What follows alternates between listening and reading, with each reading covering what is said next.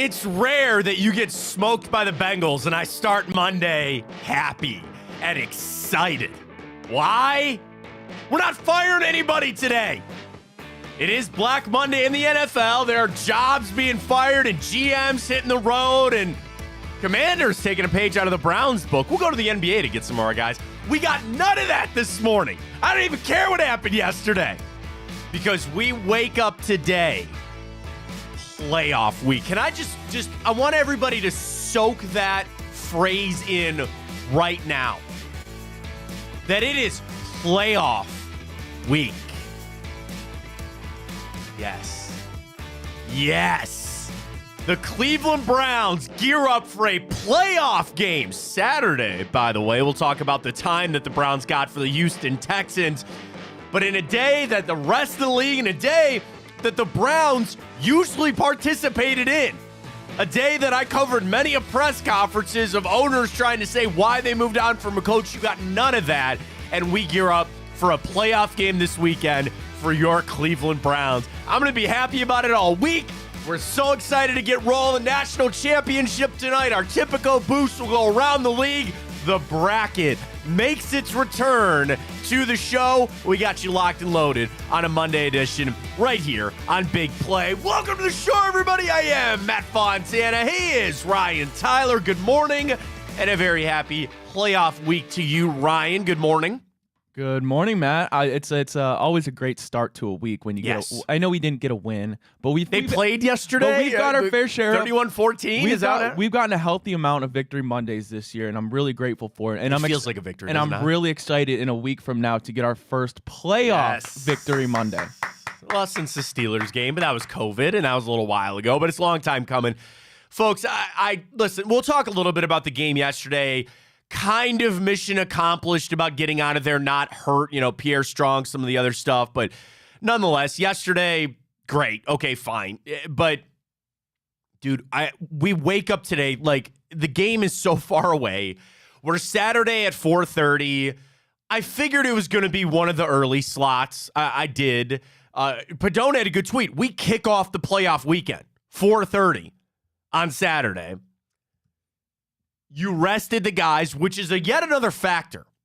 I might be diving too much into this, Ryan, because I know the Texans played Saturday too, which I think we kind of knew at that point. Like when they played Saturday, you figured they were going to go Saturday. We were going to face them. That's kind of how it played out. It made a lot of sense. But getting your guys that rest was so important. It's going to be a short week again. And, dude, I can't tell. Like, I just wake up so excited. I wake up so excited for this week. It's going to be a little different moving up. You're going to be on the road down there in Houston. But these are the things that you can't take for granted. You mentioned it. This year, we've had a lot of wins. We've had a lot of turmoil. But a day like today, and I don't know if people are quite feeling it yet. We have a whole week to go. And yesterday was just kind of a play it out, 60 minutes of football, get out of there as quick as you can. But I wake up today, and I like, man, yes. Like, you are one of the teams left standing. And we don't have a lot of experience with playoffs. I know that, right? But I hope I never lose this feeling. There are some teams that are the bougie teams, right? They still win 11 games and they feel like the sky is falling. If you're an Eagles fan, you don't wake up today excited. If you're a Chiefs fan, you're like, yeah, well, okay, we'll see how it plays out, all that other kind of stuff. I wake up today hoping that I never lose this feeling. And I frankly think I won't as a Browns fan because I remember the bad times. I remember the lean times. And it's all come to this point. Are the Browns going to go win the Super Bowl? They have a chance to. I've got updated Super Bowl odds I was going to get to this morning. I've got playoff rankings of all 14 teams that are in. Where are the Browns? I think they should be a little higher, but we'll get to that a little bit later. But you're in this thing. You are in the tournament. You want to be included. You want to be a part of this. Dude, oh man, it feels so good. And it's not just, hey, I'm happy to be here, happy that we get to participate. I fully expect them to go beat the Houston Texans on Saturday. I do. People are a little drunk on what they did on Saturday, and I'm not saying CJ Stroud is not very good. And we saw Nico Collins up in person. He's good, right? But a lot of the other matchups that they have, Will Anderson came limping out of that game on Saturday, did he not? There are things that I expect out of the Cleveland Browns. But to be here, to be a part of it, you are in the group with some elite teams. Now, there's some non-elite teams. Sorry, Baker. How the Steelers. People thought our stadium was built on like a burial ground and was cursed. That stadium must be built on the luckiest spot in America. It's impossible because it's in Pittsburgh. I'm just kidding. I like Pittsburgh. It's fine. The city is fine. I don't like their football team, but I like the city. The luck that they have there. So it's not every team is elite, but you are in the same. Like, I wake up this morning, you're in the same group as the San Francisco 49ers. You're in the same group as the Baltimore Ravens. They're not playing this weekend, I know, but you are in the playoffs. And I don't want fans to ever take that for granted. It's Monday. We had a long week to go. I understand all of that, but it's just the excitement, the things that we have gone through just as Browns fans in our lives. No matter how old you are, you've seen a lot of stuff, right? I don't want to take that for granted. I don't ever want to wake up and just put my nose up. Oh, we're in the playoffs. Oh, okay. I guess it'd maybe be nice to get to that because that means we're just, 5 years of 11 wins in a row, shooting for playoffs. And maybe that'll change, but I'm never going to lose sight of that. I'm never going to lose the fact that we are in the playoffs and you made it. You have shown to be one of the best teams in football. Got to go out and prove it. But I'm super excited this morning. We wake up for playoff week. And it does add that around the league, if you're just waking up, Arthur Smith fired last night from the Atlanta Falcons. We knew Ron Rivera was going to be out this morning. He's gone. They took the GM with them. Fitter is out in Carolina. Washington's doing some weird things, going to get Bob Myers. And it's kind of like the NBA. It's Paul DePodesta 2.0. They are going to get somebody who's really smart in another sport saying, hey, come fix our football team here. But you see it around the league, and I want to be sympathetic. There are guys that lost their job today. There are people, there are families that are impacted by this that are no longer employed. As a lot of people know, I can relate to that very much now. So I'm respectful of that. And there are times that, yes, I can't tell you, Ryan, how many press conferences I was sitting at the end of the year and we're going to get this search right and our search begins right now and we have a wide pool of candidates. We don't got to worry about any of that stuff. None of that stuff. You get geared up for a playoff game. You're not going to get the smile off my face, man. Did you happen to see who's favored in our game? The Browns. Remember? 1.5 point. Remember? I said they would be. You did, Ryan. I felt like they would be favored against Houston and Indianapolis. The Jags, I didn't know. Oh, God, the Jags, man. We'll go around the league. Hold that. So unserious. Dude, what is up with that? What is going on down there? And we did that question last week of who you wanted to play out. And I think a lot of people were leaning the Colts. I want to go back to that question because correct me if I'm wrong, Ryan. I think the Houston Texans finished last in our poll last week of the team that you wanted to face. Yeah, that was the one we voted we wanted to stay away from, and that mimicked our friend Noah Weiskopf from OBR, his article he put out. And it kind of comes back to Stroud. It kind of comes back to when they're healthy, when they're clicking, they're going. And I didn't think Houston was going to win that game. I thought they were kind of floundering here towards the end of the season. But they got a nice win over the Colts. The Jags completely imploded, and you now go down to face the Houston Texans. With all that being said, the Browns we know yesterday did not play anybody. I was upset that I had to see Jerome Ford get carries, to be honest with you. It was a game that I expected. Bell and Tillman, and again, Ford had to get some carries and some catches. Kareem Hunt was in there. I was pretty happy that defensively, and this is not meant to be a shot at all, Shelby Harris walked off, and there was a video, and he goes, no, I'm good to go. The Browns were able to accomplish their goal. They sat a lot of their guys, and they got out of it relatively healthy, and you're geared up and ready to go. We're going to post our Twitter question this morning, though, at Matt Fontana Show. Drop us a follow there. If you're watching on the YouTube, you can always check us out on Twitter as well. We're on at Matt Fontana Show on YouTube, and, of course, the Big Play YouTube channel as well. Are you concerned about the Browns layoff? Are you concerned about the Browns sitting their guys yesterday, gearing up for this Houston game? Vote on that. But before anybody votes, because Ryan hasn't even put the poll out yet, I'm going to sway your vote. I don't like doing that because I want to see how truly the fans feel about it, but I'm going to sway your vote and tell you that it means nothing.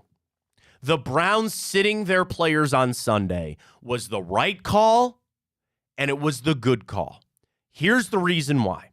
Joe Flacco was sitting on his couch came in and played pretty well. I'm not worried about the rust with Joe Flacco. Then the other positions that I would look at. Myles Garrett doesn't need practice to go get the quarterback. Amari Cooper has played a lot of football. He doesn't need the practice to run routes. And at this point, he and Flacco seem to be on the right page. Don't worry about it. Don't worry about it. Tell anybody listening right now, don't worry about the Browns sitting down. They got some rest, which was needed. Oh, well, momentum. And you're telling me that this team, with everything that they've gone through this year, they need more momentum? They need more on everything that they had to go through this year? No, they don't. They do not. The NFL is so singular on how they approach these games. It's a new opponent. And I really think another part, the Browns, the taste, right? They all practiced last week, sure, but they sat out of that game. You know what they probably showed up this morning in Berea doing? Saying, dude, let's get to work. Like, let's go. Let's get raring to go. They were all sitting on that sideline of a meaningless game yesterday. Hopefully, again, not that they needed it, but it can reinvigorate we were out of a game, we're back in now. We're going, we're rocking now. I'm not concerned about it in the least. I understand some people that want to bring that up, but it's kind of as a fan, you try to sometimes figure out or find the negatives. I would say poke a hole in the situation, but you want the Browns to win. So part of winning, here's what we do really well, but you also, all right, where are deficiencies? All right, what are we going to circle here? What do I have to worry about?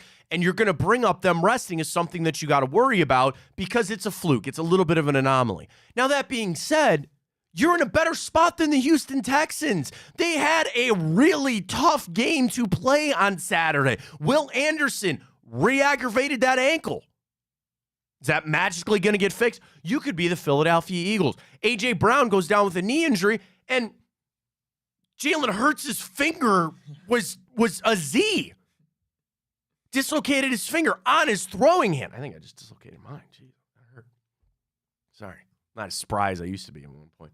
You could have played a really hard game with a lot of hard snaps and come out of that game a little sore today. You didn't have to worry about that. You didn't have to worry about that for the vast majority of your team. And with where the Browns are at, their bye was so early in the season. What was it, week 5, I think, something like that? One of the earliest buys you can get. And then you had the Thursday night game, which was nice to get that full weekend off. I think it's such a positive. The Browns got a bye on top of a bye. They got that weekend off on Thursday, and you turn around and you didn't play anybody yesterday. And I'll be open to this, and this is why I want the fans to tell me. Tweet it at MattFontana83, at RyanTyler33, at Matt Fontana Show. I do want to hear people that are concerned because I am going to be your guiding light in this. I'm going to be the one that'll ease your worries. Tell me why you're upset. Tell me why you're concerned, and I will ease you off of that. Ryan, I don't know how you feel about it this morning. If you need some easement from me, I got it for you. I am not concerned in the least about the Browns sitting their guys yesterday. Not at all. No, you can save your guidance for them. I was saying, because I'm sure some people out there are going to need it. I'm sure there's some people out there that are going to need it, and I'm here for you.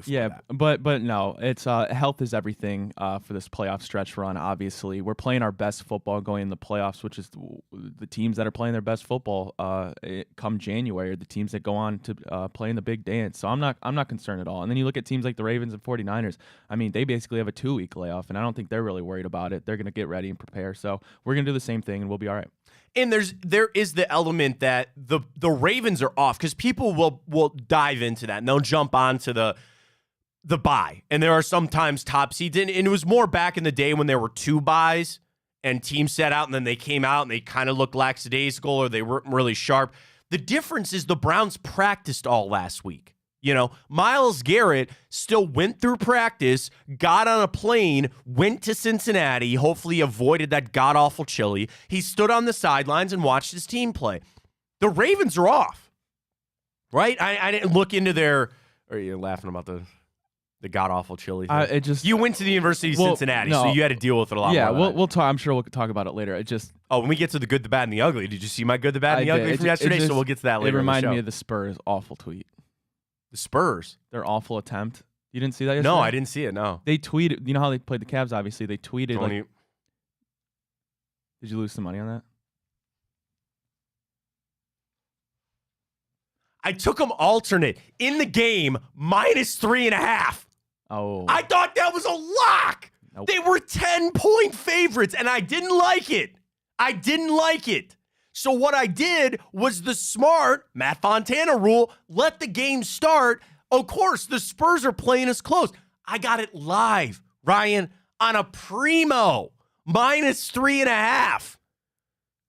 And they were up by what, 8 or 10 with like a minute and a half to go. Yeah, it shouldn't have been that close. But I don't know how you didn't see the tweet. It was circulating. It was a picture of a boot with a spur over Skyline Chili, and they thought Cleveland. Oh God, was what a Skyline miss. Chili. Hey, do not put us in that. And the Cavs tweeted wrong city, good try, and the Spurs deleted their tweet. That's why I don't see it. So they took nice. They took to go look at Reflog. He took on his Twitter. He took a screenshot of Good. it. But they deleted the tweet. Screenshots don't get They deleted. deleted the tweet, so they took 2 L's yesterday. Like it. You see Cat? it? I'm scrolling down on Reflog's thing. Reflog's the best. You see that Cincinnati version of Taylor Swift yesterday? Jake Browning's lady friend. Yes. It's going. Oh, I see it now. I see it. I see it. Wrong city. Good try. There you go. Well done, Cavs. Nice job on the Cavs. Yeah, they didn't cover, but that's okay. But Miles, we were talking about Myles Garrett avoiding Skyline Chili.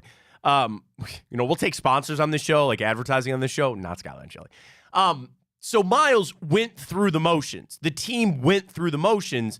And I didn't look up to see what the Ravens are doing this week or the 49ers, but I imagine that it's a true bye week. The guys will be off for a couple of days and then get back. That would be my concern. And we've seen that in the past when the guys leave. When Odell goes out and rents a boat. Oh, wait a minute. He's doing it again there in Baltimore.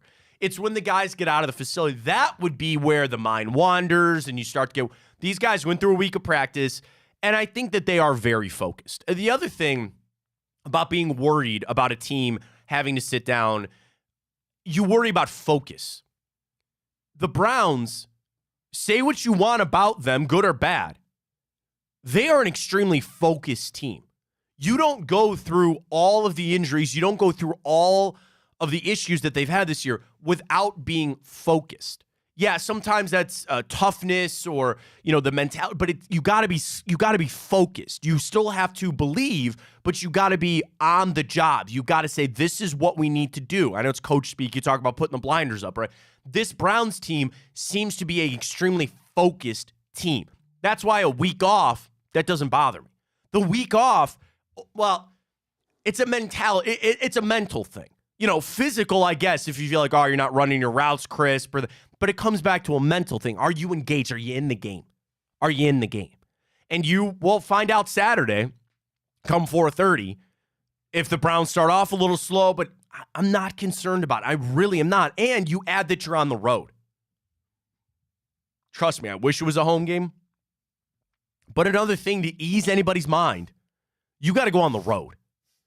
And coach talked about business trip. You're going to go on the road the rest of the way out here. That even adds to the focus level. That even adds more. We're getting on this plane. It's us against them. I know there's going to be a good chunk of Browns fans down there. I mean, we're going to travel. I know there's people going to the game. I know some people actually are going to be down there for the game.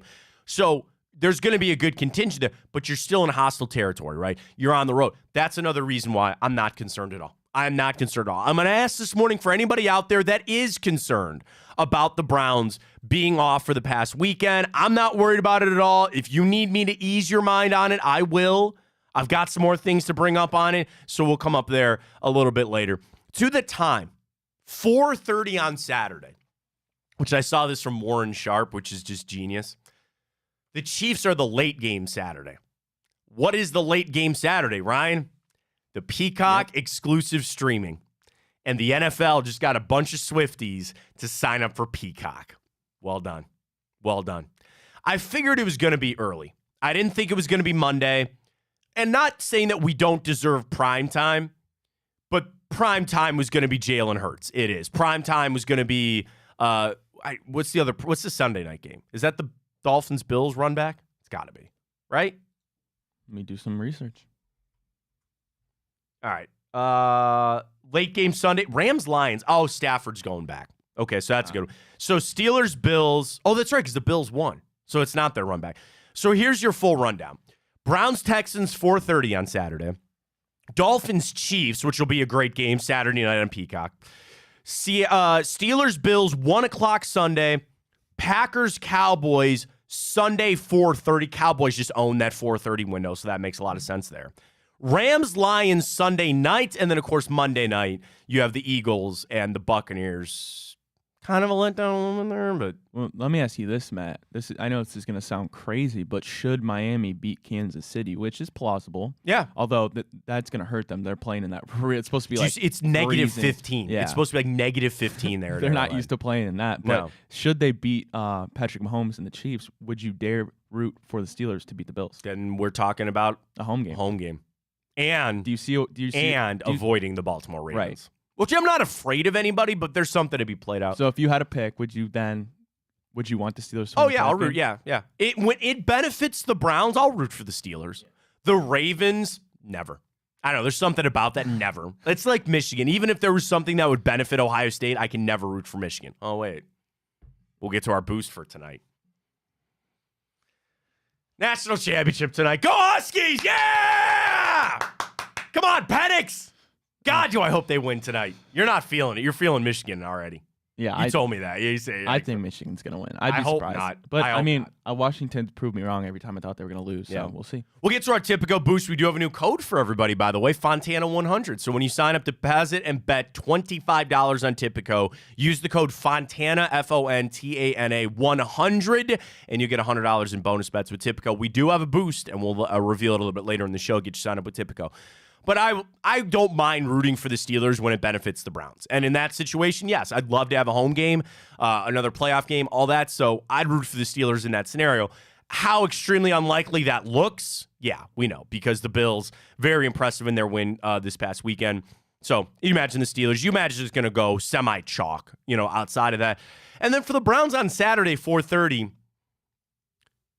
I like that you're kicking off the playoff weekend. You start the playoff weekend, you're it. Saturday's a little fluky for me. I love the Saturday games, but it's a little bit of a twist. I don't know. Do you like it? Do you like the 4:30 game on Saturday, Ryan, for the Browns? I prefer it. I wish it was Sunday. I wish it was Sunday. But too. I'd really rather have wish it be at was Sunday. 4:30 than the late game, personally. Yeah, late gamers sitting around, you're anxious the whole day. It kind of sucks. So I guess if we had to pick, I'd prefer Sunday too, but the fact that you're Saturday 4:30 is a good spot there. Our Twitter question is up at Matt Fontana Show. We're asking everybody, are you at all concerned that the Browns sat their guys yesterday against the Cincinnati Bengals? We're no here on the show. I'd love to get some response on it. If you are concerned, right now, early results, this is 90-10. People are saying they're not concerned. I think that speaks a lot about where this team is at and exactly just kind of the feel that we have for it. For that game yesterday, you didn't learn much. I mean, you started Jeff Driscoll because you wanted to see maybe if he's going to be your backup for the rest of the playoffs and next. I don't know. At that point, started out not great. Had some nice throws later. David Bell, 2 touchdowns in that game, which was nice to see. All in all, so what? You got out of it relatively healthy, which was your main goal. Trying to take things away from it, I don't know. I was going to ask you, Matt, I guess if you want to do like a scale 1 to 10, 10 being you're the most worried, where are you right now on Cedric Tillman? Because his name was on the Twitter sphere quite a lot yesterday. Yeah, I mean, listen, the issue with Cedric Tillman is this. You put a lot of hype on that pick. I know I did, right? Because at that point, you were needing wide receivers. You took him in the 3rd round. There was some upside. He was a guy that I had a lot of hope for, frankly, because he was projected to be a 2nd-round pick, sometimes even a 1st-round pick before his last season at Tennessee. Then he hurt his ankle, and he wasn't the same guy. His draft stock fell a little bit, and I felt like the Browns found a diamond in the rough there, and they've done that a couple of times over. I like the big body. I like how he's put together as a wide receiver. He's a rookie. He's going to make some mistakes like he did yesterday. He's made some mistakes in other pivotal games that led to some interceptions for Joe Flacco. It kind of is what it is. Now, the issue is, moving forward, the Browns still need wide receivers. Regardless of how this plays out the rest of the year, they're going to need to go get some wide receivers for Deshaun Watson next year. I think Elijah Moore's not quite turned out the way you thought. You got some questions around everybody outside of Amari Cooper, right? So you're going to put pressure on Cedric Tillman to fill some of those gaps, to fill that bucket up. I will one day. I don't know if today is that day. I don't know if today's that day. And I'm not going to look to a meaningless game with the Browns yesterday and try to start poking holes in it. He's learning. He's getting reps. You got to coach him up. And if anything, we know that offseason between the first and the second year is one of the most pivotal ones of any NFL player, right? So get him some coaching up. He's going to be able to finally get a break. You talk about that grind of a rookie going right from your college season to the combine, right into the rookie mini or draft NFL rookie mini camp, all that. So it's a grind. So I'm not concerned. To answer your question, I'm not concerned. He's a young guy. He's got some talented things about him. Let's work on it a little bit. Same thing for the rest of that team yesterday. You got out of it pretty unscathed. So what? Cincinnati got a 31-14 win. Congratulations to them. Hoorah. Great. Who day? They're going home is who they are. You like that? I did like that. Who day? That's Who day going home? That stuff is so stupid to me. I mean, everybody. It comes from a marketing person like Duval and all that. That's actually cool, though. See, the thing is, you got to just find the cool one. Yeah. The Browns don't really have that, which is funny because but we're the dogs. Like, we're the dog. I get that. There's times I can get upset. Have enough of that too. But watching all the playoff, they put the bracket up, all that kind of stuff. Just seeing the Browns helmet. Everybody else has a logo. That's always been my thing. We don't have a logo. We're just the helmet. It's kind of cool. I think I've maybe done a 180 on that where it doesn't bother me so much, but it's funny just to see as everybody lays it out where they got this logo and then you just have the Browns helmet just kind of sitting there. All right, let's do this. Let's catch our break. When we come back, I do want to look around the league. A lot of hirings, a lot of firings. Not a lot of hirings, a lot of firings going on around the league, so hirings to be coming. And also more on the Browns to get ready for the Houston Texans. This matchup, CJ Stroud, you didn't see him in that game. You didn't. What do you think about C.J. Stroud getting ready for this game between the Browns and the Houston Texans coming up this weekend down at NRG Stadium? We got a lot of that. We'll get to our boost for the national championship. We will do time hop today. We're going to go around the league. Got you locked and loaded, taking up to 11 o'clock right here. Big play. It's the Fontana Show.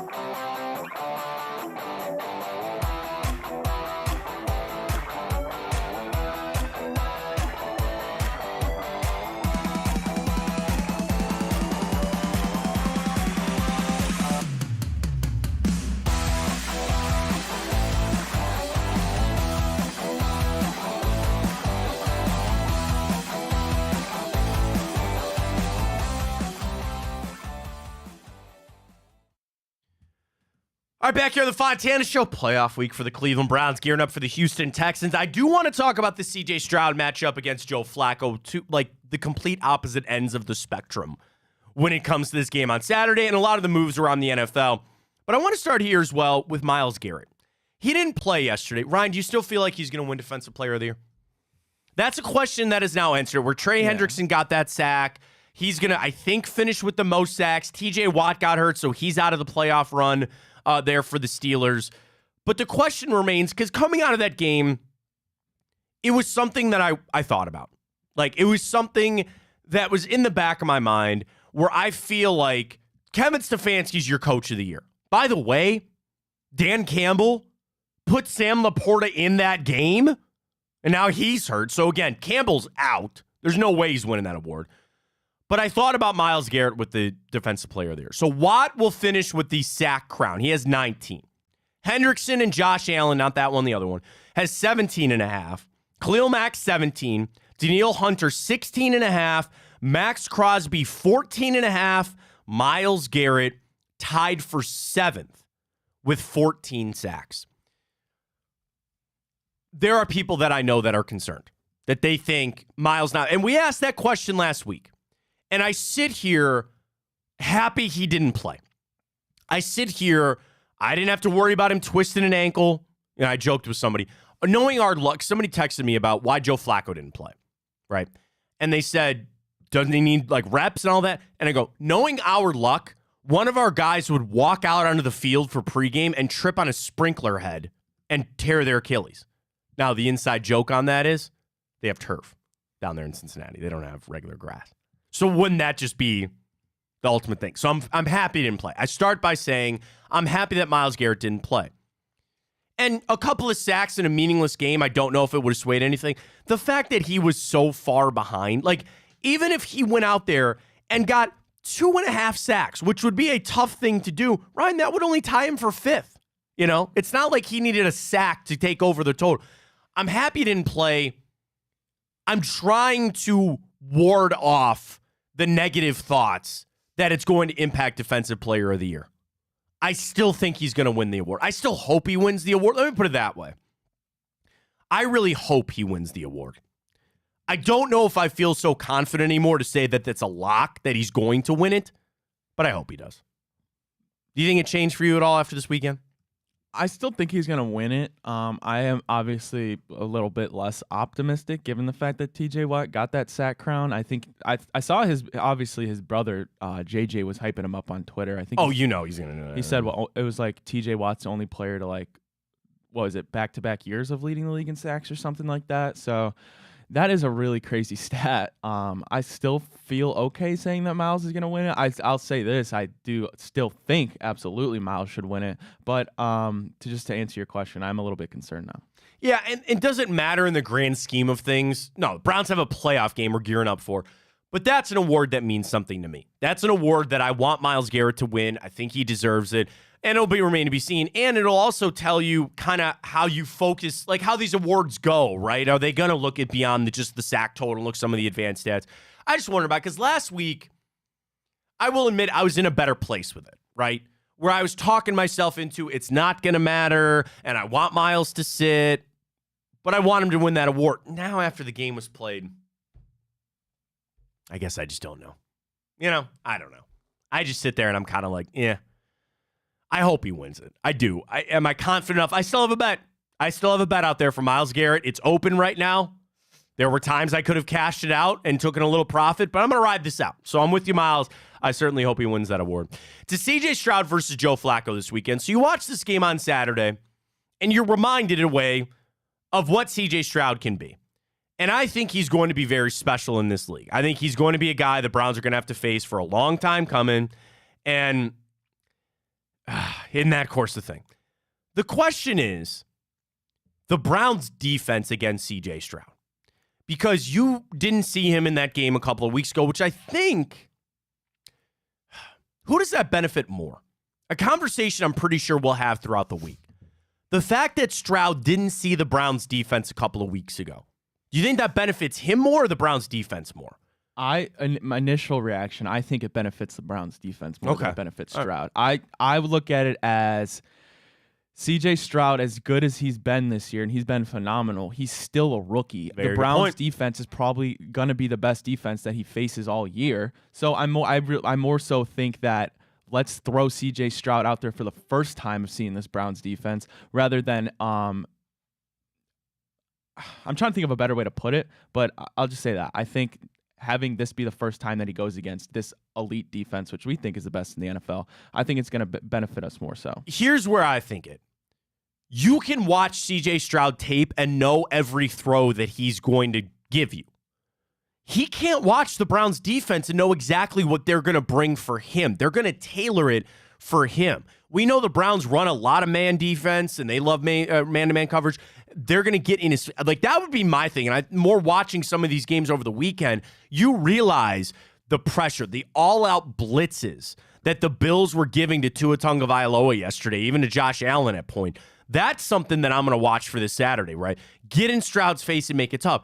I think I'm with you. I think it benefits the Browns defense so much more that Stroud didn't see them. Because you want to know what CJ Stroud's doing this morning? He's probably doing it yesterday, actually. He's watching all this tape for the Browns defense and going, oh, man. Oh, wait a minute here. They got some dudes. They got some dogs over there. And I got to worry about these guys. And I don't know what they're going to throw at me. A couple of weeks ago, had I played against them, I might have had a little feel of what it was like. CJ Stroud doesn't know what it's like to have Myles Garrett breathing down his neck, right? I think that really, really benefits the Cleveland Browns defense. Now, for Stroud to get back in there, he played a really good. I honestly, I was like, man, is he gonna, is this game gonna be what? Oh boy, he played pretty well, right? 20 out of 26, 2 touchdowns, 264. Impressive stuff. Nico Collins, very good. Now, you did see Nico Collins in that game, so there's a little bit of a matchup game to be played there. Then you flip it over for Joe Flacco. In essence, the only guy that he didn't see was Will Anderson, right? Okay. Well, Joe Flacco's got 15 years in the NFL, 15 years of facing premier pass rushers. This edge is 100% on the Cleveland Browns. No shade to Will Anderson, but for a guy who stood on the other side of the line for years for 2 Hall of Famers, and Ray Lewis and Ed Reed, I don't think he's too much concerned about Will Anderson. And that's the thing, just in Flacco's career, right? I mean, he went up. I'm trying to think of the premier pass rushers in the AFC North of a generation of when Flacco was playing. Yeah. Who was it? Brett Kiesel? Wasn't that the guy for the Steelers? I have no idea. Brett Kiesel? Yeah. I don't know. Isn't that him? The guy, he had a beard. I'm trying to think of like dominant edge rushers before it was before Kiesel. the TJ Watts. Well, that's what I'm saying. Like I'm trying to think about that era, but you get what I'm saying, right? Of that generation, Flacco has seen it, right? He's been there. And also, just on that, Joe Flacco's won a Super Bowl. This is CJ Stroud's first playoff game. Yeah. And another factor of them being at home. And shout out to Bo Bishop, Bo hosts down in Columbus, Cleveland Browns Daily. And Bo had a line about the Buckeyes that I've grabbed onto that I've always kept, that sometimes playing at home can feel suffocating. Even though you're at home with your fans at the stadium that you're at more often than not, you can feel suffocated by that. And I think about that with CJ Stroud. With Houston Texans, I'm trying to put myself in the shoes of a Texans fan. They're happy to be here.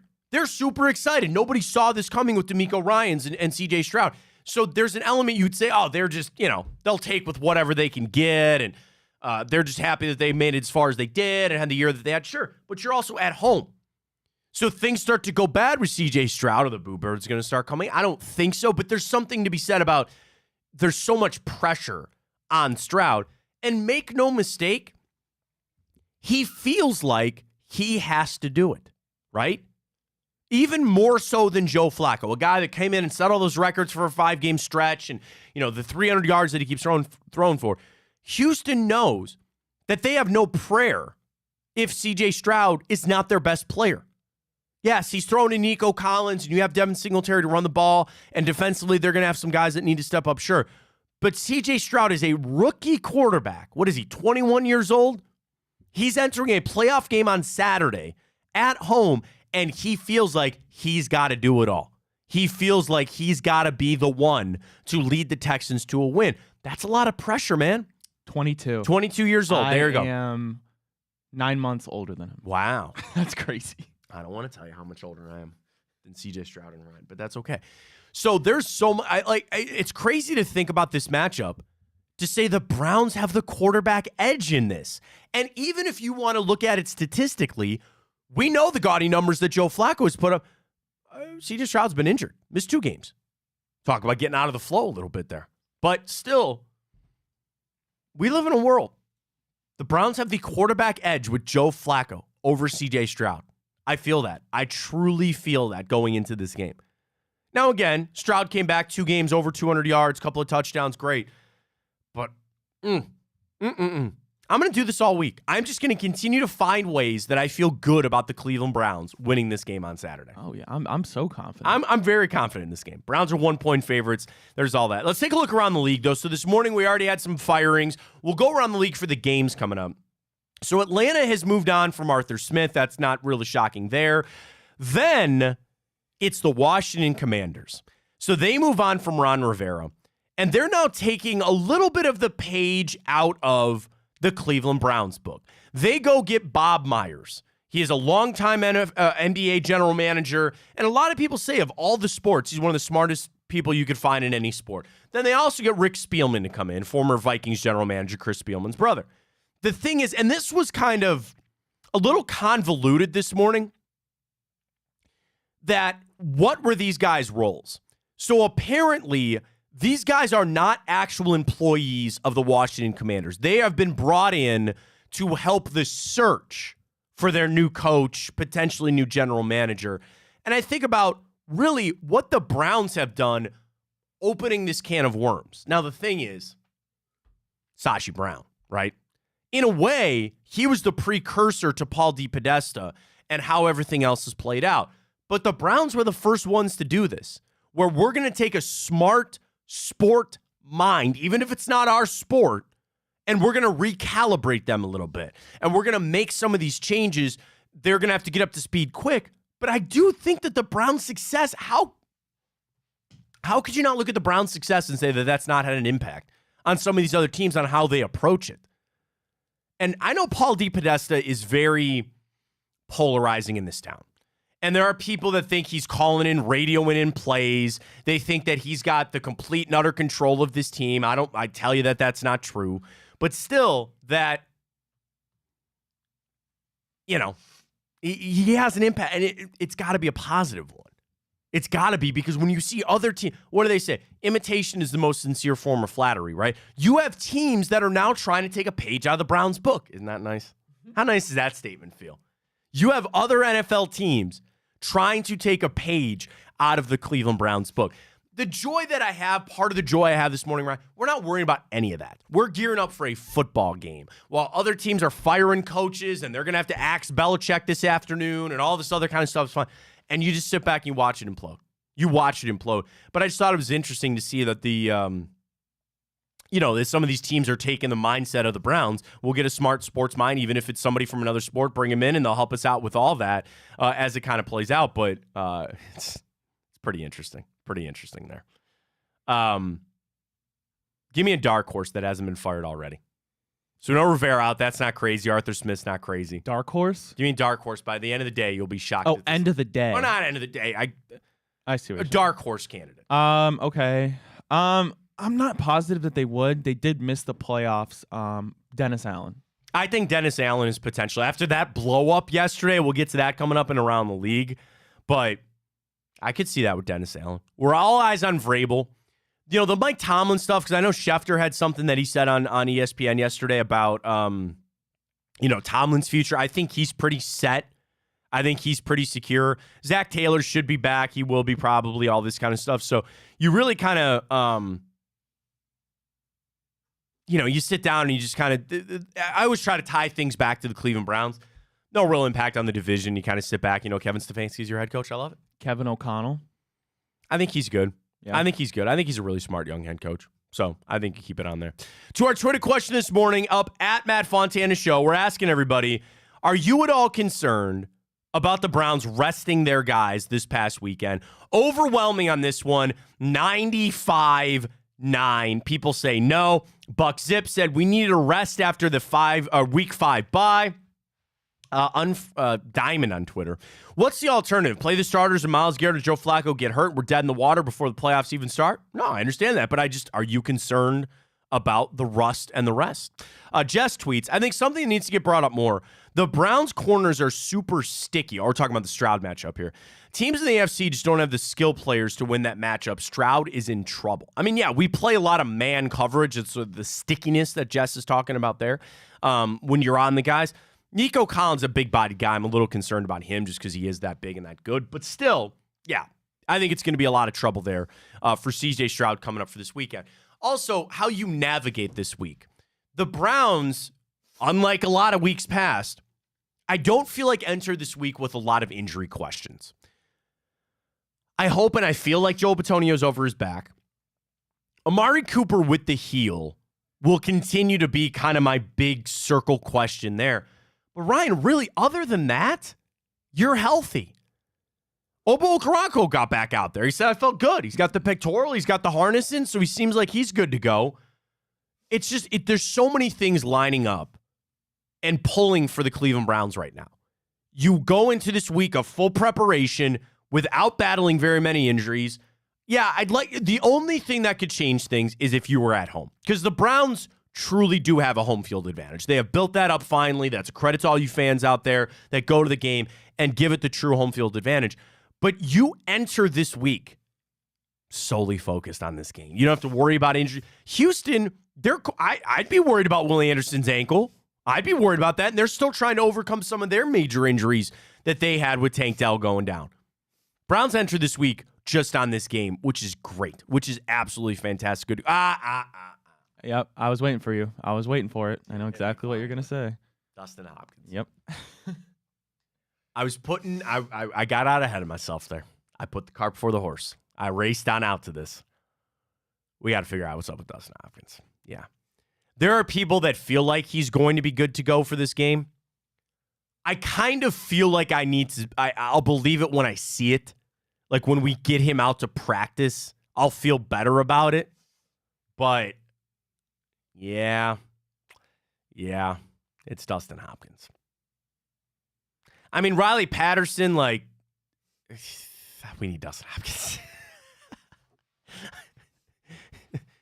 And it's like, really, if I was the Browns, a goal yesterday really should have been just get into field goal range. And even on third down, if you got to kick the ball, do it just to try to help out. Patterson did not attempt a field goal yesterday. 2 for 2 on extra points. That was it. Maybe that was one thing that the Browns missed yesterday, was getting Riley Patterson some kicks in a game. Yeah, it's Dustin Hopkins. I guess I start by saying I feel like, do I feel really good about Dustin Hopkins playing this game? I'm hopeful.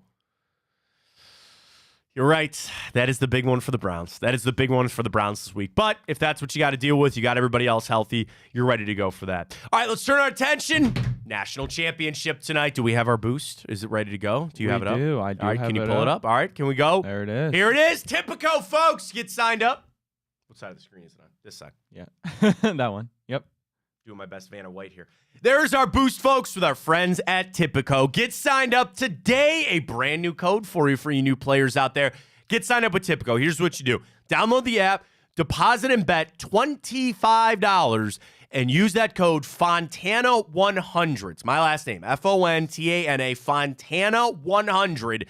You deposit and bet $25. You get $100 in bonus bets. Ryan, you could use that $25 on our boost. Tell everybody what it is this morning for our big Tipico boost tonight for the national championship. Alrighty, we're going the Huskies today, Matt. Washington to cover that 4.5 spread, and as well as, you love it, Matt, the game under at 56.5. Yes. Those two legs, thanks to Tipico, boosted a plus 300 tonight. Dude, come on now.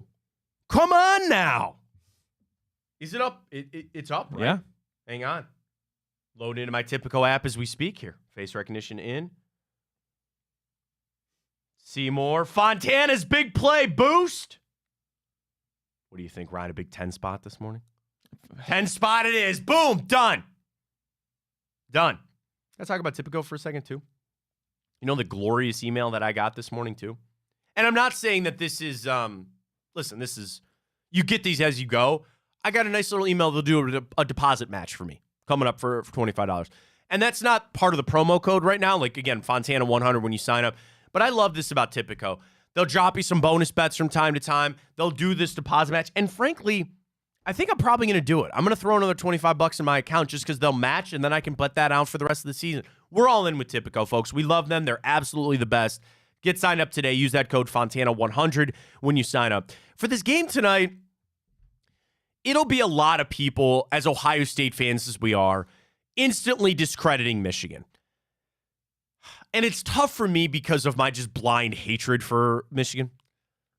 I keep questioning, Ryan, how the hell they keep doing this. I really do. And I'm going to lean Washington just because I'm not going to root for Michigan. And I sit there, but it's like, I'm like, how is Washington not going to wipe the floor with Michigan? Like, how is this not all Huskies all day? And the fact that it's a 4.5 point spread is crazy for me. Another question I love to ask people out there. Are you excited for the game tonight? Are you excited for the national championship game tonight? I feel like it's falling flat. And I had this conversation on ESPN radio last night. Do you think it's part because it's Monday night? You know, the national championship has this aura around it because it's Monday night. And I know that they're never going to go up against the NFL, and the NFL owns this weekend, and they own the playoff weekend coming up. And you are conditioned to watch Monday Night Football, right? So there's that easy flow of sitting down, watching the game tonight. But I said that after the semifinals, too. I feel like this was the worst case scenario for the NCAA. I got no juice for this game. I think I'd have more juice if it was Alabama, and I think I'd have a little more if it was Texas. I really think this was the worst case scenario for the NCAA. Now, millions of people will watch tonight because it's the national championship. There will be people like us who just placed our bets on this game, and we'll sit back and we'll watch, and it'll be a lot of fun. But I'm not feeling it. I am. I'm watching the game because I want to see Michigan lose. There's no part of me that wants to watch Michigan win a national championship. So I'm all Huskies all morning. All Huskies. Go. But I got no juice. I got nothing for the game. You feeling anything for tonight? And then also the fact that we are going to – what time is this game going off tonight? Probably 9 or 8:30, whatever it is. It's always just way too Oh, late. it's only 7:30. That's not bad. Oh, they moved it up. That's not bad. That's yeah, they moved it up. All right. That's good to know. All right, I take that back. It's not so bad. No, I mean, I'm not That's really excited. I'm not the biggest college football junkie anyway, so this game definitely – I'm still going to watch it by all means. Oh, no, I'll watch. Yeah, we're all going to watch. But Can I give you a quick solution to the Monday thing? Sure. Here's my idea. Why don't you play the national championship on Friday? Because then you get them their pseudo bye, and you can play on Friday. The only thing is you're not really conditioned to watch football on a Friday. But I feel like that would just be a great kickoff to a playoff weekend of NFL games, too. I don't know. It's been that way forever. It's going to change. You know, expanding out the playoffs with all these more bowl games, they're going to have to get all this figured out. I'd take a look at it. I would take a good, hard look at having a national championship on a Monday because it's just fallen flat for me. It's fallen completely flat for me tonight. I placed my good wager here this morning on Tipico, so I'm ready to go. So I'm going to sit down. Folks, that's what I love about it, too. Place $5 bet. I bet $10. $10 on this game tonight. That's it. And I'm going to sit down, and I'm going to act like that's $100,000 that I got bet. I love it, so I will certainly be entertained with that game tonight. So get signed up, ready to go. All right, we'll do Around the League coming up, but want to remind everybody about our day here on Mondays. Mondays is always our busiest day here at Big Play. So we kick things off 9 to 11, Chico 12 to 2. Tonight, Reflog, Cleveland, Big Play Cleveland show as it's been rebranded. They're going to be up tonight with a massive show. You got Blake and Greg Williams back with Come Get Some. First show of the year for them. You got Hanford Dixon. You got it all on a Monday night. Bobby Carpenter, Anthony Schlegel last night. Tuesdays, Josh Maria Cribbs. And that's when welcome to Enter the Jungle. There you go. With James Rapine, our new Bengals show. That'll be Tuesday night as well. So we kick off your playoff week the right way right here on Big Play, folks. Follow us on Twitter. We're at Big Play. All the shows have their individual handles. Follow us at Matt Fontana Show. Drop us a follow there if you can. Of course, YouTube, Twitter. We're going to be on IG soon. And let me remind everybody about BigPlay.com because we got the Flacco shirt. I saw we did a boost yesterday with Tipico for the Browns game. It didn't hit, unfortunately. But part of that, too, we're going to give away some swag. So we have some cool T-shirts up there. We got one Joe Flacco related up there on our Big Play website. So check it out. Can you pull that up on our stream? Is that too hard for you to do? I see you have it up. I can do it in the break. All right, do it in the break. We'll do it later. See all of our shows. It's right there, rocking and rolling right here on Big Play. All right, let's do this right. Let's catch a break because when we come back, we're going to go around the league. We're going to talk about every single game that was played this past weekend, some interesting ones, the firings, all getting through, and we'll continue on. Browns, Houston, Saturday, 4:30. Can it be there already? We got a week of anticipation. We got you locked and loaded. Fontana show right here on Big Play. Stay with us.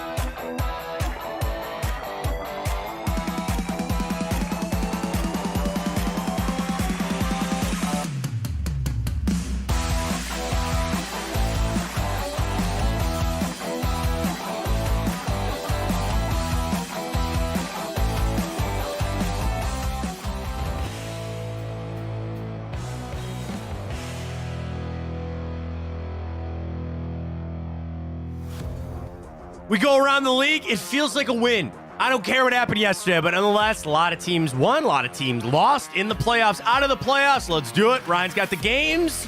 We go around the league here on the Fontana Show. Welcome back, Ryan. All right, Matt. Well, somehow, some way, the Steelers find a way into the playoffs after Mason Rudolph beat the Ravens 17-10 in a pretty boring game. But now the Steelers get the final wild card and they will play the Buffalo Bills. It's not that they won that game, because frankly, it shouldn't have been that close with Tyler Huntley in there for the Ravens. That's not what I'm talking about there. It's that they had everything else break their way to make it on Sunday. Dude, that is incredible. It really is incredible. The thing is, they're not, we believe they're not going anywhere. We don't think that they're going to do very much. And that's what you've thought all season about the Pittsburgh Steelers, and they still made the playoffs. So, I know people want to get all hyped and try to like, oh man, they're not going anywhere with Mason Rudolph. The scary thing about the Steelers will be if they can find a veteran quarterback to come in there and play to a high level. Keep Kirk Cousins away from them, please. I hope Minnesota wakes up this morning and says, we need to re-sign Kirk Cousins. I know he's coming off the Achilles, and I know he probably wants to venture out into free agency. Do you want to know who else I thought of? And I'm not as afraid about this guy as I would be Kirk Cousins. Doesn't it just stink that Derek Carr would find his way? Right? Doesn't it just like stink that Derek Carr would find his way to the Pittsburgh Steelers somehow? I don't know why. But that's just something I really feel. So keep them away from any semblance of a quarterback because they could really turn themselves into a good team. For Baltimore, they sat a lot of guys. You know, some guys needed to hit incentives and stuff like that. They're still a very, very scary team, and they get their bye week. Well, in a win and get in, D'Amico Ryans and the Texans. Yes. Best Shane Steichen and the Colts in a pretty good game coming down to almost the end basically there. But the Texans now win the AFC South after the Jags lose. And now the Cleveland Browns are going to travel to Houston to take on the Texans in a rematch. You know, I start with Houston in that game. Again, C.J. Stroud with some really electric throws in that game. The thing would be is if they can run the football effectively. Singletary didn't have a great game. And then it is Nico Collins. Now, I say that to say this. I know Noah Brown was injured in that game, and they had another receiver, Robert Woods, I think, that didn't play in that game. So I would believe that they'd get back for this. The thing about the Texans would be, and I'm not telling Jim Schwartz how to do his job, you bracket and you double Nico Collins, let somebody else beat us. No, Dalton Schultz, good as a tight end. Again, if they get Noah Brown back, I'm putting MJ Emerson on Nico Collins as that big-bodied guy, and I'm putting help over the top, and go ahead and beat us with somebody else. If you're going to beat us, that's fine, but it's not going to be by Nico Collins. That would be my biggest takeaway from that game. You flip it over for Indianapolis, same thing, man. And this isn't a shot at Gardner Minshew, who has played at, I think, a pretty good level there. But if Anthony Richardson turns out to be what they think he can be with Jonathan Taylor, I loved him coming out of the draft. I thought he was going to be he is so good. Some of those runs, that one touchdown, the 49-yarder that he had that other 25-yard run that he ripped off. Dude, he is really, really good. For the Colts, a lot like the Texans, you feel positive about your year. You feel positive about the future. But can I talk about pressure on Anthony Richardson coming in next year? Bro, you got this team around you. Shane Steichen bought himself a lot of cachet in Indianapolis after this season.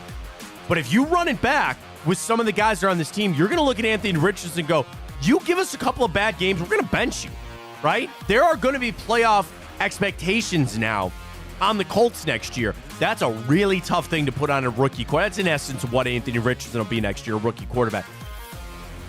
Big year for the Colts next year. Big year for them. Pretty happy. Again, they'd be happy with their season as they should be. Texans, very good on offense, and we'll see that on Saturday. Our old friend is going dancing with us, Matt. Baker leads the Bucs over the Panthers. They win 9-0. Seriously. Buccaneers win the NFC South. They are matched up with the Eagles in the first round. They'll be at home, so a good chance to beat a struggling Philadelphia team there for Baker. Yeah, I don't know about that. The thing about did you watch? I know. I saw it. Did you watch the Buccaneers? They're better than the Eagles right now. Did you watch them against the Panthers? Come on, They just gave up how many points to the Giants? The Bucs and the Eagles. This is the limp game. Bucs might be a favorite. Stop Without that. AJ Brown at home, they might be the favorite.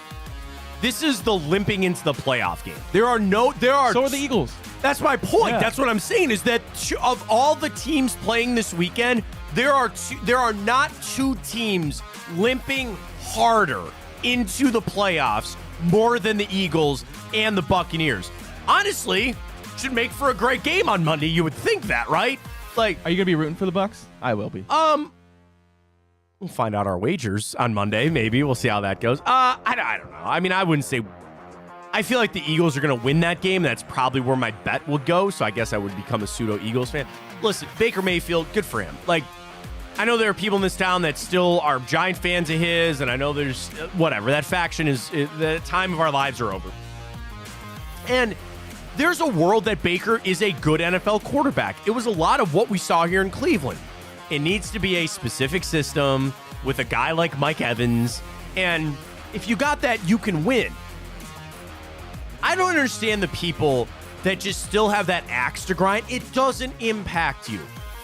Baker Mayfield, outside of you meeting him in the Super Bowl, That'd be awesome. it doesn't matter. Let him win his games. Who cares? I don't care. I agree. It doesn't bother me. People want to be right or wrong on Baker. Not right or wrong. My point is, they want to be right that he was good and they want him to succeed, or they want to be right that he was trash and they want him out of here. So there's always going to be rooting interest. Do you look around the league and go, yeah, I really wish ill will on Colt McCoy? Man, it upsets me to see Jacoby Brissett playing well in Washington. No, it's Baker. It's different. I get it. Dude, but the Panthers, and I know they fired Scott Fitterer this morning. Can I, just for a quick second as we go around the league? It's funny that when they took Bryce Young, who I would not have selected and I had my questions about, and there were questions asked of Frank Reich when he had the job, and he sits there and he goes, it was unanimous in the room. We were all on the same page that we were going to take Bryce Young, right? That room is now fired, right? Fitterer out this morning. Frank Reich fired. So you ask yourself, who pulled the trigger on that? Who truly did? And Tepper's too busy throwing his drinks at people. He's not going to fire himself. But you are still stuck holding the bag, right? And again, this is me making it sound like Bryce Young is the worst player to ever play quarterback in the NFL and that you're stuck with him. But you better figure something out down there for Carolina. Panthers are like atrociously bad. They are really, really bad at playing football. They'll have they won't have the first overall pick because it goes to Chicago. I mean, let's call it for what it is. They have no hope. Seriously. And I'm not saying that just to be, hyperbole. I'm not saying that just to pour some sauce on this. They literally have no hope down there in Carolina. They want to put all their eggs in the Jim Harbaugh basket and throw a bunch of money at him. Fine. That don't fix the problem, man, that you got not a lot of good football players on that team, right? You got a couple. Derek Brown, maybe J.C. Horn on that defense, Brian Burns, sure. You don't have much going on off it. It ain't Chuba Hubbard. You will probably regret the Miles Sanders signing, and it ain't Bryce Young, man. They got problems down there. They don't even have picks to bail themselves out with. Best of luck down there in Carolina. Detroit gets their 12th win of the season, but it comes at a cost. Yeah. Dan Campbell's questionable decision to leave Sam Laporta in. Now his status is questionable, I believe, for the playoff that game. knee, it looked gruesome, man. Yeah. That looked like a twisted knee. It didn't look good. But Vikings, a pretty bad end of their season, getting blown out by Green Bay, and then now this loss to the Lions. But good for the Lions. They're matched up with, I believe, the Rams. They do, because they get Matt Stafford coming back to Detroit. For Detroit, I was kind of questioning how it was going to go post that debacle in Dallas. By the way, did you see the Dallas tweet or the Detroit tweet having fun with it? Yeah. And they said, so for those that don't know about the guy that didn't report eligible with Dan Skipper and Taylor Decker, they posted a video of Dan Skipper walking in and they say, getting ready to go to work. And then they tag Taylor Decker, like just to make fun of the twist there with the referees. I was happy that Detroit was able to put that aside, go out there and take care of business. They had their starters in there. Why? Could they have gotten up to the 2 seed if a fluky thing happened? Like if both Philly and Dallas lost, because they already clinched the North. They are the 2 seed. Oh, Detroit is? Yeah. What were they playing for then? I don't know. I'm almost positive. Could they have lost the 2 seed? Maybe. I don't like that's. I'm trying to rationalize why the hell Dan Campbell would play his guys like that. And I gotta say it, like, well, actually, yeah, there had to have been because something, Dallas, right? If Detroit lost, since Dallas won, Dallas would have been the 2 seed. Okay, so they had something to play for. That's a little more palatable. But yeah, losing Sam Laporta definitely sucks. So I was gonna say, like, I'm on Ross St. I mean, they played their full contingent there in Detroit. Nice win for them. For the Vikings, again, I'd put you got to bring Kirk Cousins back. I don't really see another option there. Justin Jefferson is elite. I think Jordan Addison is very good. What are you going to do? What are you going to do? I'm confident. I'd be all right with Kevin O'Connell. Does that sound convincing? I think I'm good with Kevin O'Connell. I think I'm all right. Minnesota could be a scary team. I think if they get Kirk Cousins back or find a guy to his equivalent, they could be something there. To the offseason they go, though, in Detroit, playing, they got Sunday night game. Well, not a great ending for what could be the end of an illustrious career there in New England for Bill Belichick. Yeah. They fall to the Jets. They only win 4 games this season. There was a report that came out this morning that says Bill Belichick is still heavily interested in the Pats' future, but time will tell. That's coach speak. Nobody knows what's going to happen except probably Robert Kraft, obviously. Oh, he knows. But a horrible Everybody. ending to what was, in my life, the first dynasty that I witnessed playing the football. Well, did you see that stat? It ended like a 14-game losing streak for the Jets to the Patriots. That's insane. For Belichick, of course, I'm not going to answer any questions about my future, and I'm only going to talk. Dude, the first question in his post-game press conference was about the backup quarterback. Yeah. They'll move on. It's the right move to make. The issue remains the same thing with Carolina. What is the hope for the New England Patriots? What got Bill Belichick fired was not Bill Belichick, the coach. It was Bill Belichick, the general manager. They are void of talent on that New England Patriots team. They need a quarterback. They need a wide receiver. They need a running back. They need some offensive line help. They have problems with their team. So people... Can I write you on my little conspiracy theory here? People instantly want to go to Mike Vrabel taking that job, right? He's a Patriots legend. I think he's going to be out in Tennessee. Do you know why Mike Vrabel's not going to take that job? Because Mike Vrabel has ascended to a coach that doesn't need to go through a rebuild. What the Patriots need to do is suck it up for a couple of years. They have a top 10 pick in the draft and suck for 2 to 3 years. Mike Vrabel's not going through that. Mike Vrabel's going to go coach a team that is actually pushing for the play. Like, I keep saying the Chargers job. Unless Vrabel sits out for a year and waits for the Ohio State job to go open. I don't know. We'll see how it plays out. I don't think he's taking that Patriots job. I would just promote Gerard Mayo. He's their hot-minded guy, defensive coach there. They got a lot of problems. They got a lot of talent issues there. For Belichick, the Washington job gets circling there. The thing is, for the Commanders to bring in Bob Myers and Rick Spielman like they did, are they really going to come up with Bill Belichick? You know what I mean? Yeah. These guys are going to get paid, I would venture to say hundreds of thousands, if not millions of dollars, to go find the head coach, the right head coach for the Washington Commanders. I don't see a mathematical formula or a computer that spits out Bill Belichick as the right answer there. Belichick, place your bet right now, Ryan. Is he coaching in the NFL next year? This season, sorry, the 2024 I could see him season. taking a gap year if he even wants to. Oh, he's not come taking back. a gap year. If he doesn't coach, he's done. He's 72, Ryan. But I don't know until you find the right situation. I don't know. Dude, I think he's done. I really think he's Could done. be. My bold prediction, though, is I think the Patriots are going to trade up and get Caleb Williams, and the Bears are going to stick with Fields. Okay. All right.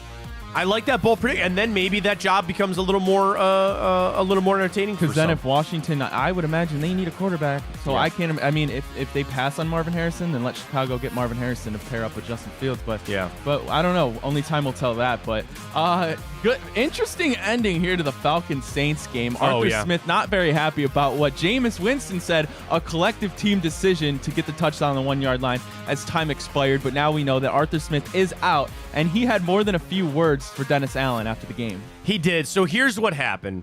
It was a complete blowout, 41 to 20 something. The offense goes out there in the red zone, and Dennis Allen says, "Take a knee." Well, Jamal Williams, the running back for the Saints, who formerly led the league in touchdowns just 2 years ago in Detroit, he hadn't scored a touchdown all year. So famous Jameis and the offense says, "Oh, let's get Jamal Williams a touchdown here." And they run a fake spike play and give him the ball for a touchdown. I don't blame Arthur Smith for being irate. I mean, he called Dennis Allen every name in the. He was just like, "What the was that? What are you doing?" Freaking out. I don't blame him. I don't. That's pretty bad.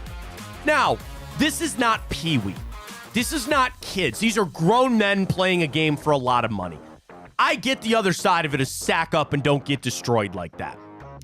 Neither team is involved in mine. I don't really care what they did or didn't do. Is it a bad look? Yeah. There's some level of sportsmanship. There's some level of decorum that has to be had there, and it wasn't upheld. Now, the question for the New Orleans Saints is, how do you look at Dennis Allen and go, dude, you got your players going rogue here? You got players that say, I don't give a damn, this is what we're going to do? How does that reflect on Dennis Allen? He's the guy that I said I'd be on a hot seat today. Arthur Smith got fired because they lost 4 to their last 5 and got smoked with the playoffs still on the line yesterday. They're another team. They're a little more attractive than some of these other jobs. Still need a quarterback. It's not either Desmond Ridder or Taylor Heineke. They both suck. But still, I don't know, man. I don't know how you look at Dennis Allen after that game and go, dude, your players did what? I'd be nervous if I was him this morning. I would be. Well, speaking of suck, Matt, the Jaguars, they lose their playoff spot. How did you look at Doug Peterson Peterson to the now? Titans 28-20. Their playoff hopes are gone. Their season is over. And Trevor Lawrence has had anything but a steady season. There's going to be some questions to answer there in Jacksonville. And I guess a good ending to what could be the end of Vrabel in Tennessee. Well, let's start with the Jags. Is that not karma for that playoff game last year? Right? They basically had it in the bag. Ryan, when we entered the month of December, the Jaguars were 8-3 and in the number 2 seed in the AFC. They finished out 1-5? They lost, yeah. And all 5 of those losses came with Trevor Lawrence. Their only win came with C.J. Beathard. Lawrence got hurt. He had the shoulder. He had the concussion. We saw him here in Cleveland. And they had a really tough schedule on the way out. I'm not saying they didn't. You got to make the playoffs next year if you're Doug Peterson. I mean, I'm a big Doug Peterson fan. I think he's a really good coach, but that's a really bad loss on their part. Yes, you're questioning Trevor Lawrence. You're not going anywhere. I think Trevor Lawrence is still going to be a good quarterback in the NFL. But that's what a collapse. And it's like football karma, man, for that playoff game that they had last year. To the Tennessee side, you heard Derrick Henry right after the game about say goodbye to the Titans fans. They're going through a rebuild. I wouldn't put all my eggs in that Will Levis basket. I think Vrabel's gone, and I do think Derrick Henry can help a team. I think Derrick Henry is still got some gas in the tank. You didn't want to stick around there and wait through all this crap. So it's the end of an era with him. It's the end of Mike Vrabel there. Tennessee's at a real pivotal point right now. They're feisty. They had a little bit going. I think they're going to suck one more year, get some draft picks, and figure it out. But they need a quarterback back. They do. I don't think it's going to be Will Levis there, and they play it on out. Alrighty, well, the Seahawks, they edge out the Cardinals 21-20, but they still miss the playoffs due to the standings. Green Bay got that final wild card over them. But the Cardinals, not a horrible ending to their season, Matt. I do feel confident saying that they feel comfortable in Kyler Murray being their future quarterback. I was going to ask, and is that now quieted down? Yeah. All things considered, a solid year for what was for Jonathan Gannon in what was supposed to be the worst team in the league. Well, and you turned it around with Kyler Murray. They really don't have a choice, right, but to run it back with Kyler Murray. And the question will continue to be, can you win with a guy like him, right? With as much as he runs, with as small as he is. And you ask yourself, it's a little, like, here's not the blanking match, but the stare-off here between, like, the Bears and Justin Fields, and then also Kyler Murray and the Arizona Cardinals. Because you can't have both those guys be available, right?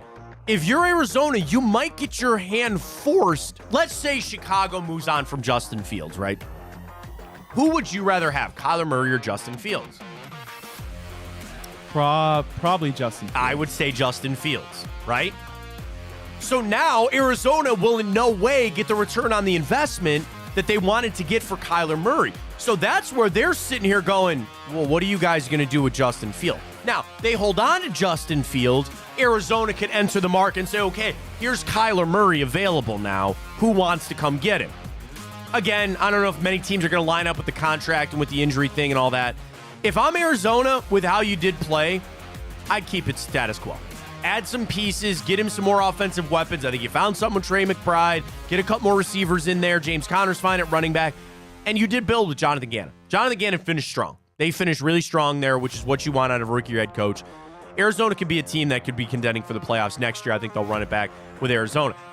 I think they'll run it back with Kyler Murray. Now, Seattle. One of my bold predictions has been, is Pete Carroll hanging up? And you might be saying that's crazy because Seattle is a really talented football team when you think about it. Here's what I would do. And I didn't look this up. Does Tyler Lockett under contract next year? I have no idea. You need to move on from Tyler Lockett. Because your future is DK Metcalf. There's a potential out after this season. Tyler Lockett will be finding somewhere else to play I would football take next him year. in Cleveland. I'd love Tyler Lockett. You sign me up for Tyler Lockett. I don't want to do it because we still have a playoff game to go. That's off-season stuff. Michael Lynn Evans or Tyler Darren Lockett. Give me one of those two. That'd be great. You move on from Tyler Lockett from this. You have DK. You have Jackson Smith and Jigba. I think they got some kind of... The thing is, they have good... Devin Witherspoon is a beast, right? You have a good team. Here's why, if I was Seattle, you fell short of expectations, did you not? You paid Geno Smith all that money. But I still look at that team and really feel like they should make the playoffs. Do you hold Pete Carroll accountable for that? Everybody loves Pete Carroll. He's energetic, and I know the players would sit there and say it's not in him. But when you have a team that is talented and falls short of expectations, you get your coach fired. I could see Pete Carroll retiring. I could see Seattle coming to him and going, hey, man, if you don't mind, it looks better than us firing you. Can you go out and retire? That'd be nice. The thing is, you're entering a... I almost said cesspool because I can't think of anything better. You're entering a blank storm of all these teams needing coaches. You got 5, 6, 7 teams that are going to need coaches this offseason. Do you really want to enter that? There's only so many coaches to go around. I think Seattle's a very good football team. I'm just keeping an eye to see if Pete Carroll comes back next year. Packers get their way into the playoffs, that final wild card spot. They beat the Bears at home 17-9. And all things considered, Matt, I got to think Green Bay fans are pretty happy given the turnover from a Hall of Fame quarterback in Aaron Rodgers to Jordan Love. Dude, Jordan Love makes some spectacular throws. Christian Watson, and they'll deal with this in the offseason, they have got to get his hamstring thing figured out, man. Because I think he's a talent, and he could be really good. Could you imagine if they just held on to Devontae Adams? Could you imagine if they had another high-level receiver on that team? I'm drinking the Jordan Love Kool-Aid, man. He's going to be really good. Spoiled to the riches. What is it, 30 years probably to go from Favre to Rodgers to potentially Jordan Love? And I'm putting a lot on it. It's his first year. But he finishes the season out 7th in yards, 2nd in total touchdowns, and 9th in QBR. Come on, man. That kid's going to be really good. Matt LaFleur is a great head coach. He's a good offensive play caller. I'm a big Aaron Jones fan, too. Keep him around. Packers got something going on. That NFC North. The AFC North, without a doubt, is the best division in football. Did you hear this statistic? The AFC North is the first division since like 1936. 5, I think, but yeah. 1935 to have all of their teams finish with a winning record. Isn't that something? That's crazy. AFC North is the best division in football. There's a world that the NFC North becomes a real meat grinder next year. Or cheese grinder, I guess is probably. Yeah, you meat up there. You know, Wisconsin area. That's kind of what they do up there. Detroit, they're all good. Good meat. It's going to be a meat grinder. I think Jordan Love's going to be really good. I think Justin Fields is going to be really good. They're going to run it back with Matt Eberflus. I don't know if I'd quite do that. But you saw the Bears. DJ Moore, great trade. Cole Kmet's really good. Run the football there. Positivity for the Bears. I'll tell them this. You hold on to Justin Fields. Don't do it. I know it's tempting. I know we try to play Madden and you want to sit there and you might make these moves and make these trades. Don't do it. Hold on to Justin Fields. It's the right move. Jordan Love's ascending. He's going to be really good. When a game nobody really cared about and probably didn't even watch, the Chiefs beat the Chargers 13-12, but a game that really had no implications. I guess the news of the game is that Travis Kelce failed to get 1,000 receiving yards on the season, something that we're not accustomed to. Yeah, none of those guys didn't even play. I watched it because it was on Red Zone. Easton Stick, just not good. Chargers, man. So Chiefs are whatever. And I know people will get into what the Chiefs are for the playoffs, dude, it's Patrick Mahomes, and I can't count him out in the playoffs. I just can't do it, especially if Pacheco's going to be able to run the way that he did towards the end of the season. So the Chiefs will talk a lot more throughout the year. Well, I'll regurgitate everything I just said about that game to this game. Oh, no, I'm sorry. Look, can I talk Chargers for a second? Yeah, no, sorry. yeah, I was getting all comfortable over here. Let's have a conversation about the LA Chargers. What do they do? What do the LA Chargers do? Is Justin Herbert the guy? Is Justin Herbert the guy? Yeah, he is. Austin Eckler, gone. Okay. Keenan Allen, a year older. Defensively, all your good guys got hurt. And now you need a head coach. Hire Harbaugh, draft Brock Bowers. There is so much about Harbaugh to that job. It's almost, you can't avoid it. And I think, Harbaugh back on the West Coast, I guess, Stanford, 49ers, all that other kind of stuff. I guess to a point, he might be what the Chargers need. Because he would come in there and just rip everybody, throttle everybody, piss off everybody. But I think that, that's my thing with Jim Harbaugh. He is like a bottle rocket. He's really good for a short time, and when it implodes, it implodes. I don't see Jim Harbaugh being a guy that keeps a job for 10 years, maybe anywhere outside of Michigan. Michigan, he can keep that job. He has kept that job for a long time. In the NFL, it's a different game, man. He's not keeping any NFL job longer than 5 years. So you have to ask yourself, if you're the Chargers, do you go mercenary here, bring him in to try to turn around? Because there's also no guarantee, right? You just sit there, and I was going to say this about the Jets, and did you just put all your eggs, Aaron Rodgers will be back. That's fine. You bring in Harbaugh, you just put all this in. Oh, yeah, Jim Harbaugh will fix it around for 3 years. Is he actually going to leave you in a better spot? Name me a job that he left in a better spot than when he left. You know what I mean? He didn't leave any of these jobs in a good spot. I'd avoid it. But the Chargers are also desperate. Excuse me. The Chargers are also the most attractive job opening, are they not? Yeah, probably. Probably. So they should be able to get their pick of the litter on this one. It'll be interesting to see who their hire is. It should be an offensive mind to go with Justin Herbert, but going to be a long offseason there for the LA Chargers. Well, Broncos-Raiders, again, a snooze fest. No implications in that game, but the Raiders do win 27-14, and we all but know Antonio Pierce is more than likely going to lock down that job. And now you got the guys coming out saying that rightfully so, hey, we're in this guy.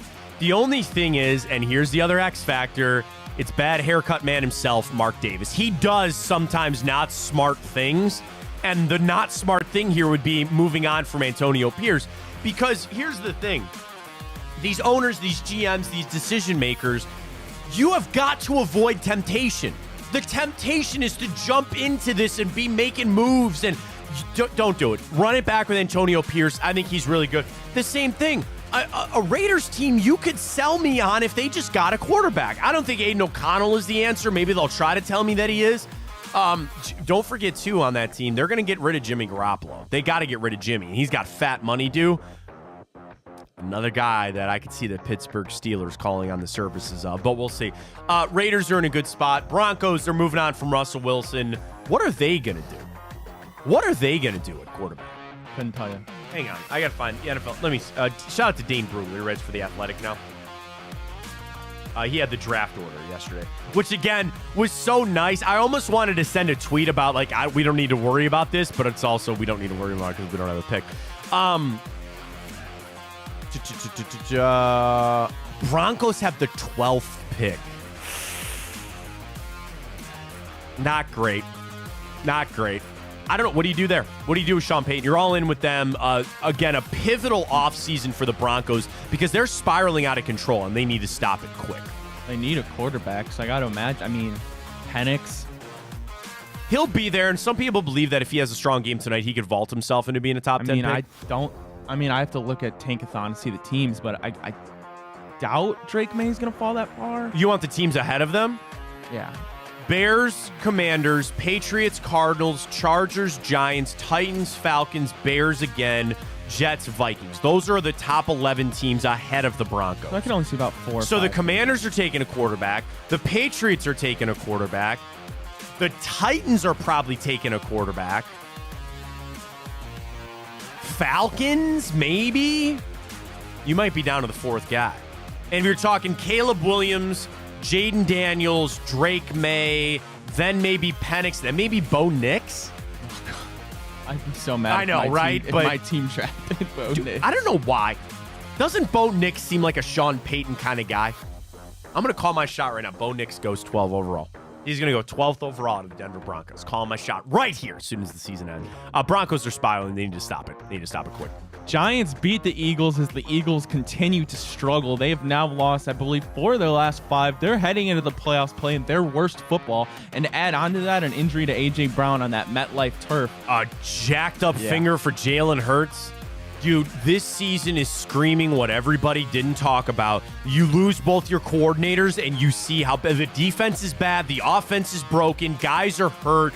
And Nick Sirianni's there in postgame just going, well, tough, things get tough and we all got to persevere through. All right, man, good luck.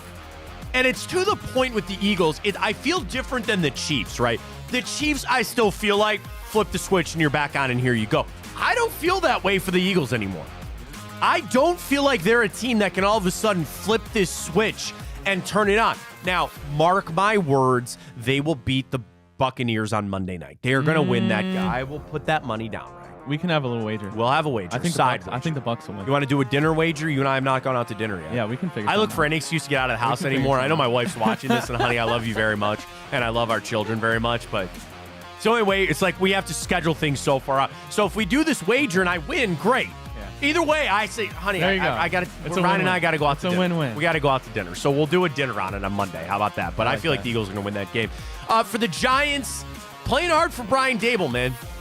And he'll be back, no question. The thing is, how do you let Saquon Barkley leave? If anything that he has proven to this season, it's that he is everything to the New York Giants. Now, conversely, if I'm Saquon Barkley, imagine you on a playoff contending team. I'd want out of there, man.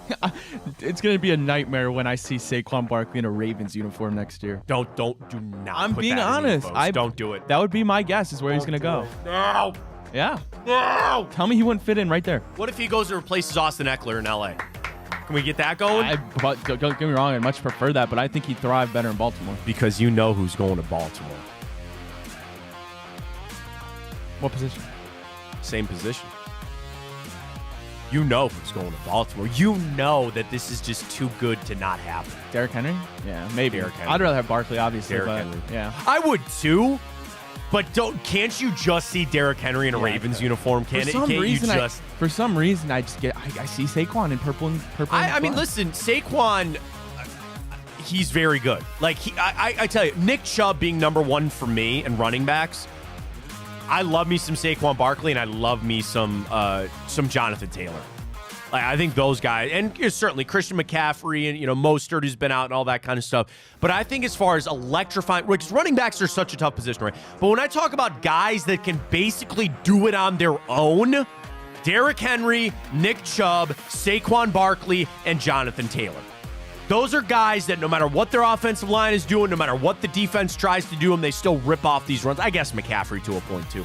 But if I'm Saquon, I'm like, dude, I ain't running this back with freaking Daniel Jones. I'm not doing that. If I were him, I'd get out of there. I would. But what are you going to do? Rams beat the 49ers in a game that, again, had no implications. Dude, we finally got Carson Wentz, Sam Darnold out there a little bit. Yeah, take us back. But the news there is, of course, Puka Nacua breaks the rookie record for receptions and yards. And, Matt, I said it a couple shows ago. I do believe C.J. Stroud will win it, but if I'm them, I'm considering Puka Nacua for Rookie of the Year. I sent this tweet yesterday that the Rams selected Stetson Bennett 49 picks before Puka Nacua.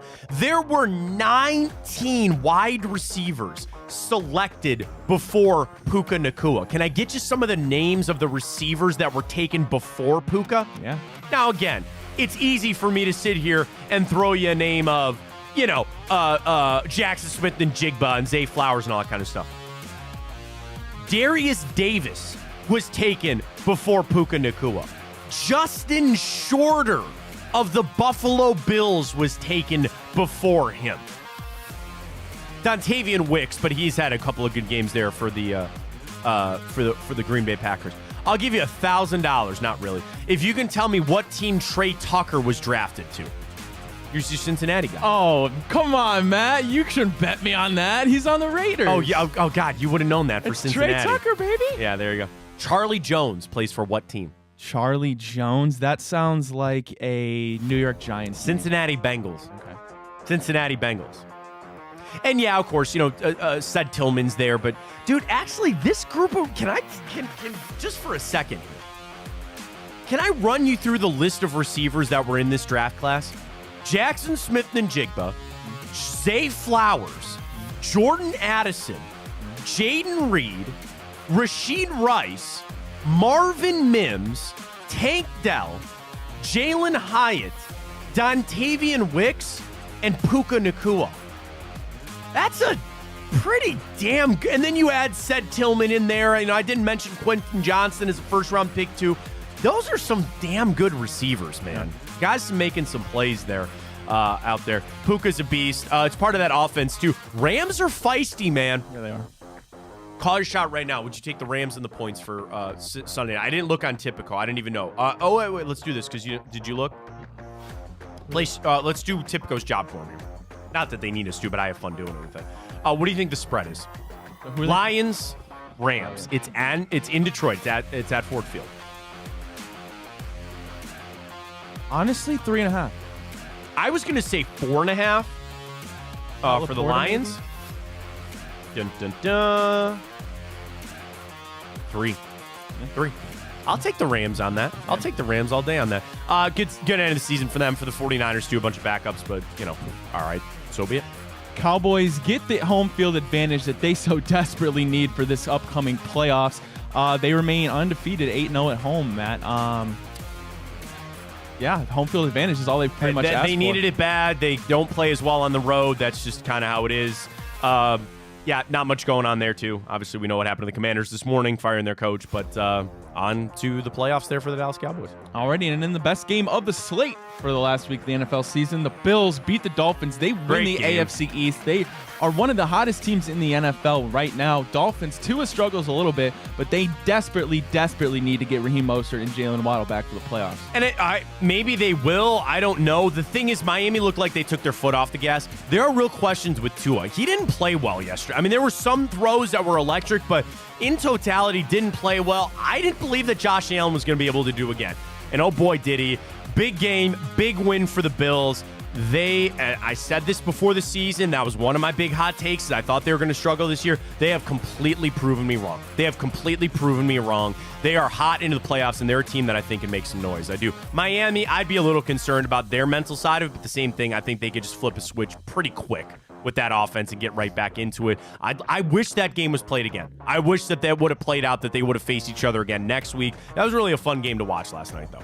Yeah, it was. It was a great end of the season. Yeah, it was. All right, great stuff. That's around the league. We'll get to our national championship picks coming up, but do you want to do a little bit of time hop here on a Monday to wrap things up? Yeah, we want to jump into it? Let's get into it.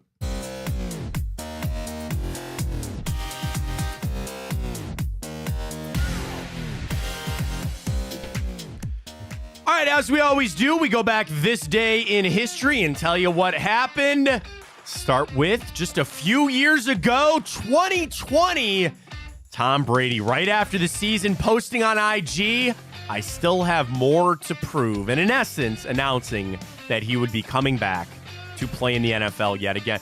I know he said that he had an itch to do it again, like even just last year. He's done, but certainly worked out there for the Buccaneers, I would imagine. So, crazy day this day, 2019. All the coaching stuff. So the Browns, after 2018, they move on from, Greg Williams, friend of Come Get Some here on the Big Play Network, they was still in the running. So imagine this. Right after the 2018 season, you fired Hugh in season, you ran it out with Greg Williams, you played better, you had to look at the playoffs, you didn't make it. Here are the reports this day, 2019. That rap sheet, the Browns have not made a decision on Freddie Kitchens, but is getting strong consideration for that coaching job. And Kevin Stefanski was spotted coming back to Cleveland for a second interview. Now, they would not hire him in that cycle. It would be the next year that they did it. But we all know the drama with that, Paul DePodesta was pushing hard for Kevin Stefanski. He proved to be right in all that, and it worked out. Also, this day, 2019, Tampa hired Bruce Arians, a guy I really wanted in Cleveland. And he wanted to come here. He wanted to play the Steelers and all that kind of stuff. But obviously a good hire down there for Tampa Bay with Bruce Arians. This is one that gets lost in the pages of history, so to speak. But this day, 2019, it was reported that the Cavs got investigated for signing Patrick McCaw to a 2-year deal because they possibly were circumventing free agency. So I'd have to have somebody on to remember all this. Like, he played for the Cavs. Here's what it was. After remaining a free agent on the market for nearly 6 months, McCaw signed with the Cavs on December 30th of 2018. The Warriors had declined to match his offer, which was reportedly a non-guaranteed deal. He would then later be waived on January 6th after appearing in just 3 games with the Cavs, and the Cavs got investigated for that signing, which is interesting. I don't know how it all works out. This day, 2018, the Browns interviewed Ken Zampese for their offensive coordinator job. He eventually took the quarterback job because Todd Haley would come in as the OC. That was huge, just trying to get his buddies from Cincinnati paid. Remember, he wanted Marvin Lewis here, Ken Zampese, all that kind of stuff. This day, 2017, Hugh Jackson had a teleconference to introduce Greg Williams as his new defensive coordinator. Quite a good hire there, I'd have to say. This is non-sports related at all. This day, 2016, El Chapo was finally captured by Mexican authorities. I don't know, I guess I don't know, but I do. Like, how there are still people that are like career criminals. You know what I mean? Like, you think of like Al Capone way back in the day, or Danny Green, or anything like that. They're still out there, still bad people, very unfortunate. But El Chapo captured this day, 2016. This day, 2010, Beast Mode was born. Marshawn Lynch has that beast run over the Saints. I love Marshawn Lynch. I do too. I think he is so funny. I love all the commercials that he's in. There are athletes, their commercials fall flat and everything. Marshawn Lynch is a dog, man. He's the best. I love him. So, Beast Mode this day, 2010. Well, Ryan, not a game you want me to bring up. But this day, 2007, Glendale, Arizona. Do I get a little box score trivia? Oh, or is this a Super Bowl? No, it's not a Super Bowl. Oh, no, way too early for Super Bowl. What game is it? What, in 2000 what year? 2007, and this is the Browns, obviously? No. Oh. No. I don't know. It should give it away. Who am I talking about then? It's another football team. It's not the Browns. Did I miss a hint you gave me? No. Go south. Oh, the Bengals? No, not that far south. Is it the Buckeyes? Yeah. Buckeyes 2007, a game that is that when they lost when Ted Ginn got hurt? 41-14 to the Florida Gators. I wish Ted was here to ask him about it. Got hurt on that. We fought to the Florida Gators 41-14. Would you like your box score trivia? Yeah, sure. Starting quarterback for Ohio State that game? 2007. That was... Oh, I'm not a Buckeye junkie. Heisman Trophy winner, Troy Smith. Oh, okay. He only threw for 35 yards in that game, by the way. Huh? Will you ever get Florida's starting quarterback? No. Chris Leak got that one. Tim Tebow had 39 yards rushing in that game. He did attempt to pass. Antonio Pittman was your leading rusher. I'll put this on you. I expect you to maybe get this. I want you to name me the leading receiver for each Florida and Ohio State national championship game this day, 2007, knowing that it wasn't Ted Ginn Jr. because he got hurt. I don't even know if I could name you another receiver. Very notable Ohio State receiver from the fact of that he's still involved with the team. Oh, Brian Hartline. Brian Hartline had 1 catch for 13 yards and your leading receiver. Wow. Yeah. Leading receiver for Florida. And I say it and I bring him up to say that you should know this guy because people say he goes down as one of the most electric football players in college ever. A Florida receiver. I don't think I'm going to be able to get it. Percy Harvin. Oh, okay. Percy Harvin had 9 for 60 in that game. Yes, it just went absolutely horrible for Ohio State this day. I remember watching that game. My dad took me over to his buddy's house. He had this giant, man cave basement, and we watched just get throttled. Basically from the start. 41-14 this day in history in 2007. This day, 1984, the NCAA made the announcement. 64 teams in the college basketball playoff. Of course, we know that it's more now. Do you think it'll ever expand? I think 64 is enough. With the rat tails and the play-in stuff, that's enough. That does it. I'm not a March Madness guy. I don't even fill out a bracket, but I like the format how it is now. I do too. Not many people know that the NIL tournament has been going on longer than the NIT. You mean? Or NIL. It's the world that we live in. But yes, the NIT tournament. Yeah, yes. Yeah. This day, 1963, the Mona Lisa came stateside for the first time. It was displayed in Washington for a time before it went to New York. Of course, it's over in the Louvre.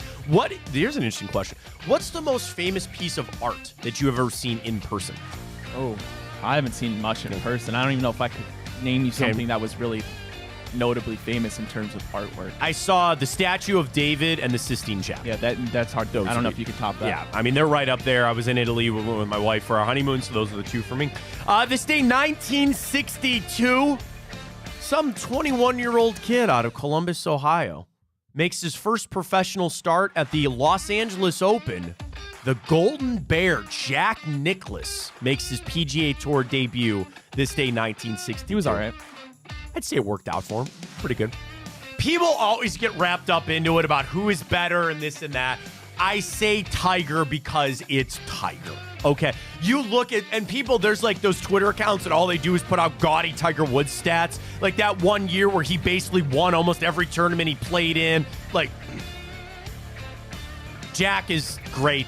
Tiger Woods is the greatest golfer to ever play. I'm sorry, it just is. Very happy birthday goes out to Dwight Clark, of course, legend in Cleveland for that catch. Former Indians on that home run that Jason Giambi hit. It was my ringtone for a little while. Against the White Sox? Against the White Sox, yeah. I remember that. Former Indians pitcher, here's the name of the past, Carl Pavano, celebrating a birthday today. Jeff Francoeur, who spent a spring training with the Indians, but was also notably of the Royals. Wrestler Rey Mysterio, Stephen Hawking, Elvis Presley, and David Bowie all celebrating Stephen birthdays. Hawking might be getting canceled. I mean, none of those names, like, everybody's freaking out about this Epstein list. There's no names on. Did you not really think that Bill Clinton, Donald Trump, and Prince Andrew were on that island? I could have told you that. I knew that, okay? Wait. I didn't know that because I was there. Stop that. Whoa. Stop that. Whoa. No, I was never. Unless you can actually start, like, giving me a list of people like, oh, my God. Wait and see. They should be held accountable. This is not something to be made fun of. There's serious stuff going on with that. I want the list out because those people should be held accountable. Only one movie for you today, and it's a really kind of hard one. All right? Do you want hard or easy to start on your hard? Okay. I'll give you the date. This day, 1993. Your first hint is we got an introduction to Jennifer Aniston. Okay. So this is one of her earliest film roles, and I'm Googling quick because shooting from the hip, I think this might be her first ever movie. Okay, it was her second movie ever, but her first one was an uncredited role. So this is the first credited role for Jennifer Aniston, of course, one of the biggest actresses in history and all that stuff. So there's your first hint. Your second hint is, with it being released on January 8th, 1993, it is very out of season for this movie to be released. Anything. Very out of season. Very out of season for this movie to be released. Mm-mm. It is semi-related to another well, actually, you know what? I take that back. It's a holiday coming up that has to do with it. So I guess it's not out of season. I thought of it as a Halloween-related movie. In reality, it has to do with a holiday that is right around the corner. Valentine's Day? What's right after Valentine's Day? President's Day? No. Okay, way after President's Day. St. Patrick's Day? Correct. Oh, God. I don't know if I know any Jennifer Aniston movie about that. Warwick Davis was in this movie. And, of course, he is known for playing Wicket, the Ewok in Star Wars. Played a lot of different roles. But this is one of his most famous ones as well. Do you know who Warwick Davis is? No.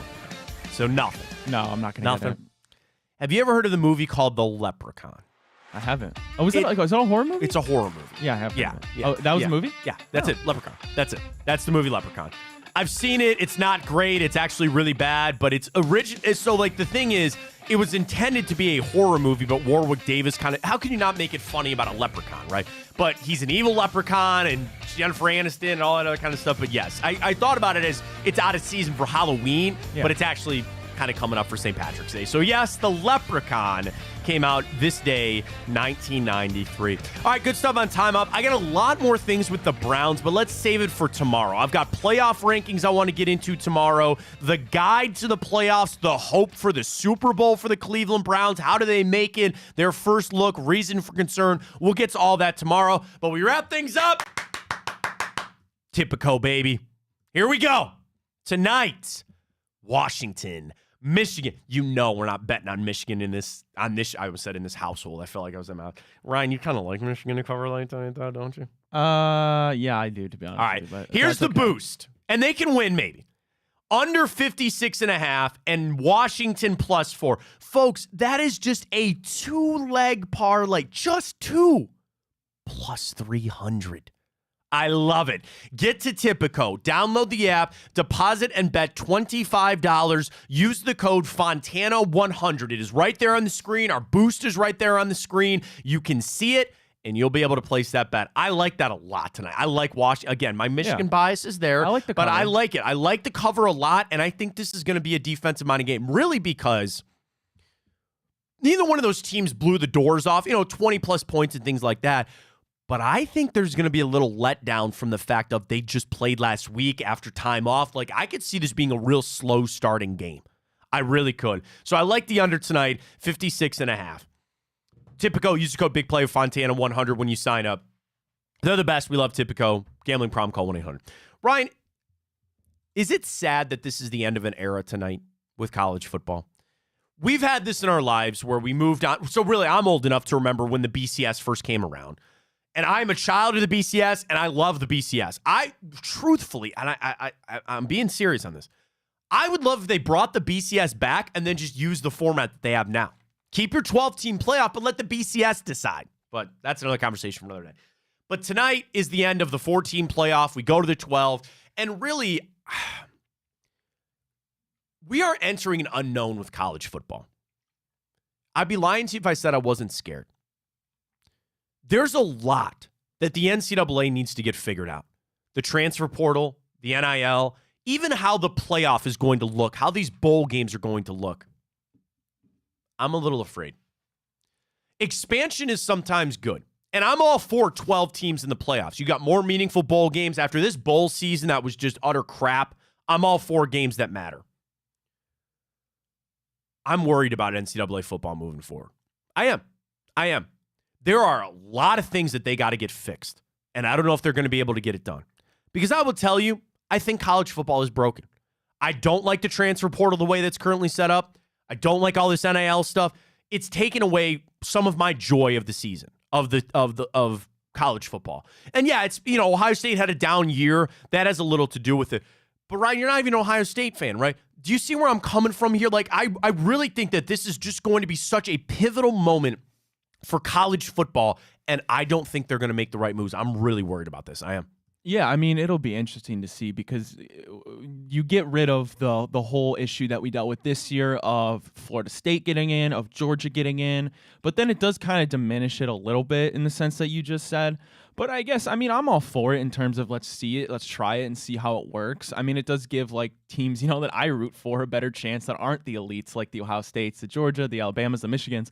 But I'm not too worried, maybe as much as you are, but I'll say this. I'm definitely more excited to see how it goes than I am worried.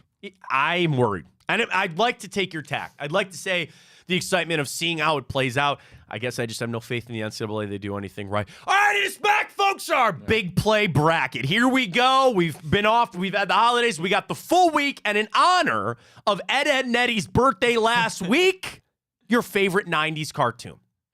There will be no question that Batman the Animated Series makes it. That is my guarantee. That'll be in that. But we're talking Hey Arnold. We're talking Rugrats. We're talking, you want to put The Simpsons? Should we put The Simpsons? I mean, it's a cartoon, but it's like, it's different than Dexter's Laboratory. You know what I mean? I was like looking for, this wasn't 90s. What? It was Avatar: The Last Airbender. Oh, when is that? When was that? 2005. Oh, yeah. So close. But we'll do 90s in honor of Ed and Eddie's birthday. So tweet that. I'll throw it up at Matt Fontana 83, but you can also follow the show at Matt Fontana Show and tweet your suggestions. We'll get that rocking. We'll set the brackets out tomorrow. Really, for the Browns, remember, too, it's going to be that short week. So we're on Saturday. So the Browns will be in action tomorrow. We'll hear from Kevin Stefanski later today. Kind of keep our eye out. Dustin Hopkins, the big one to watch. Also, some news coming down already this morning. The Commanders have requested to interview Glenn Cook. He is the Browns' assistant general manager. He and Kat Raish might get jobs. That means compensatory picks for the Cleveland Browns. But Glenn Cook is a very smart guy. He's very good. And as Jack Duff and OBR just sent that out too, I agree with him. Get him to the NFC. Kwesi Adolfo-Mensah up there in Minnesota doing a good job. Glenn Cook, I think, is a really rising star. I'd like to see him in the NFC, so maybe he'll go to Washington, but we'll see how that plays out. Great stuff today. Playoff week, baby. Kicking things off. It's going to be a fun one. We'll get ready and get geared up for Saturday. Appreciate everybody joining us, as always, here on the Matt Fontana Show. Don't forget, Chico coming up 12 to 2. Tonight, we got the Big Play Cleveland Show with Reflog. We got Come Get Some with Blake and Greg Williams. And, of course, the Hanford Dixon Show all across our platform right here on Big Play. Great stuff for Ryan Tyler. I'm Matt Fontana, and as always, take it easy.